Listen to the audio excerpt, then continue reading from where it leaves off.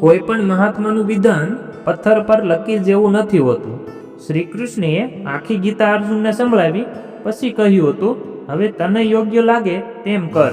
બાળક જ્યારે મોટું થવા લાગે ને ત્યારે તેને પેન્સિલને બદલે પેન આપવામાં આવે છે, જેથી એને સમજ આવે કે જીવનમાં હવે ભૂલો સુધારવી અઘરી છે.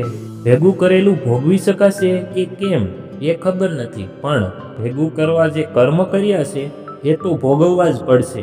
આ સંસારમાં જોવા માટે ઘણા બધા સુંદર સ્થાન છે, પણ સૌથી સુંદર સ્થાન છે બંધ આંખોથી પોતાની અંદર જોવું.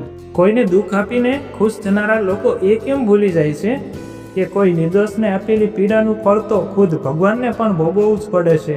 જે સારું લાગે તેને અપનાવી લો અને જે ખરાબ લાગે તેનો ત્યાગ કરો. પછી ભલે ને એ વિચાર હોય, કર્મ હોય કે પછી મનુષ્ય. સોનાની દ્વારકા ખુદ અખિલ બ્રહ્માંડનો નાથ ડૂબાડીને જાય છે. હું ને તમે શું ભેગું કરીને લઈ જવાના?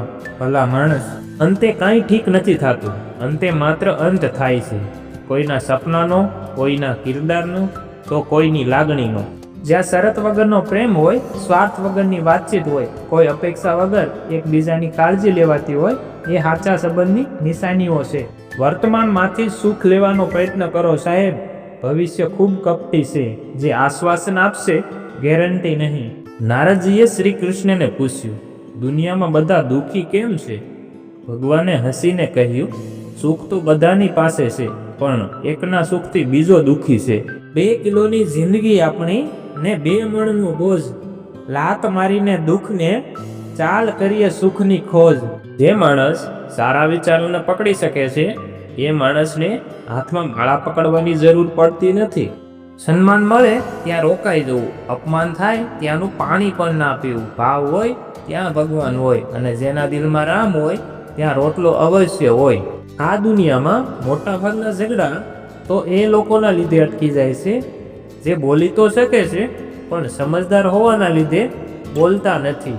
તમે રોજ ભગવાનને નમીને ઘરની બહાર નીકળજો, ભગવાન તમને બહાર કોઈ જગ્યાએ નમવા નહીં દે. વારંવાર વિશ્વાસ અને ખુલાસા આપવા પડે એને સંબંધ નહીં, બંધન કહેવાય. સત્યને કોઈના સાથની જરૂર નથી હોતી સાહેબ. તેની આંગળી તો ભગવાને જ પકડી હોય છે. અને પ્રમાણિકતાને પુરાવાની જરૂર નથી હોતી, સમય જ બધું પુરવાર કરી આપે છે.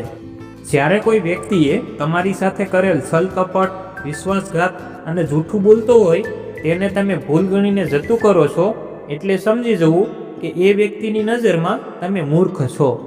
કોઈને ખોટા સમજતા પહેલા એકવાર એની પરિસ્થિતિ સમજવાની કોશિશ જરૂર કરજો સાહેબ, કારણ કે પૂર્ણ વિરામ એ માત્ર અંત નથી, નવા વાક્યની શરૂઆત પણ હોઈ શકે છે. શબ્દનો પણ સ્વાદ હોય છે સાહેબ, એટલે બોલતા પહેલા સાખી લેવા, કારણ કે આપણને ના ભાવે તો બીજાને તો કેમ ભાવે.